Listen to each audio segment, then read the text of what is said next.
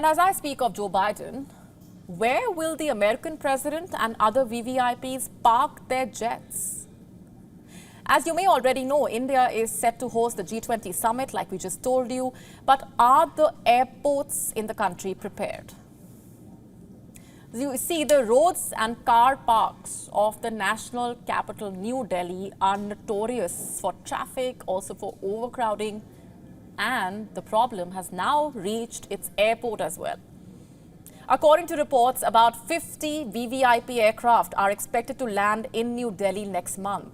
Ideally, they would be parked at the Indira Gandhi International Airport and the IAF base in Palam. But you see, both the airports reportedly have space for only 40 jets. So where exactly would the VVIP planes be parked? Where would they land? The thing is, New Delhi has become a graveyard of failed planes. Reports say anywhere between 40 to 80 planes are parked at the capital's airport. They basically belong to operators like Indigo and Go First. A lot of these aircraft are grounded due to engine issues, courtesy the Pratt & Whitney glitch. The aerospace giant's defective engines have been creating trouble for a while now. India's third largest airline, Go First, has been adversely impacted. The engine issues forced the carrier to halt the operations. It is also Pratt & Whitney's fourth largest global customer. But the commercial relationship between the two has frayed. The engine maker has been rather slow in solving the crisis. Go First claims it is a deliberate attempt by Pratt & Whitney to kill the airline. Go First has 13 aircraft parked at Delhi's airport, and now it's not just the carrier's problem. It has become a headache for the Delhi International Airport Limited, or DIAL, as well. While some planes are non-functional, others remain disputed. Aircraft from Jet Airways continue to be parked since the year 2019. It has been 4 years already. Smaller jets used for charter are also parked at the airport. And in some cases, DIAL has secured its payments with bank guarantees. However, in other cases, it's struggling to get remittance from the aircraft owners. To make more space, these aircraft need to be removed. But the question is, where will they go?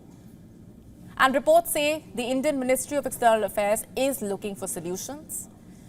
On top of trying to remove the grounded flights, it's also scouting nearby airports to park the jets that will be landing during the G20 Summit.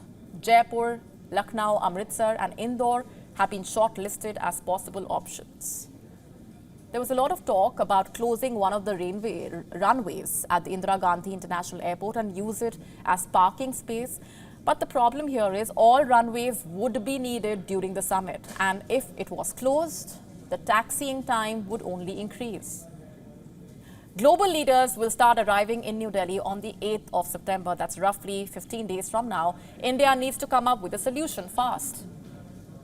And it's not just G20. Parking for Indian carriers has been a challenge of late. You see, the Indian aviation sector is growing at a remarkable pace. Domestic carriers like Air India and Indigo have placed record orders to expand their fleet. Airlines are rushing to grow their network and the market share. And while there is enough space in the air to accommodate the increased number of flights, there isn't as much on the ground. Overnight parking is a struggle for carriers. Major hub airports of Delhi and Mumbai are their all-time favorites. Both provide a steady flow of traffic. And airlines try their best to get important slots here in order to capitalize on the demand. But parking slots at these airports are now short in supply. According to aeronautical informational publication, Delhi and Mumbai airports can accommodate up to 364 aircraft. There are 233 parking stands at Delhi's airport, 131 in Mumbai's.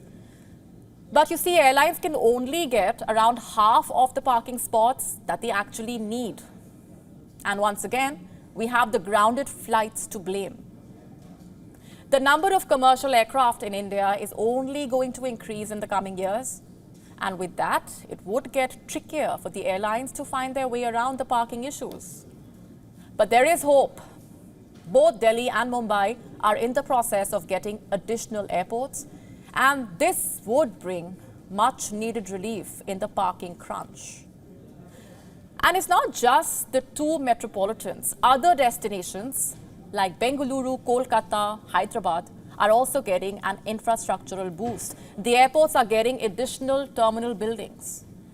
Simply put, the pace of infrastructure development needs to keep up with the aircraft deliveries scheduled in the future.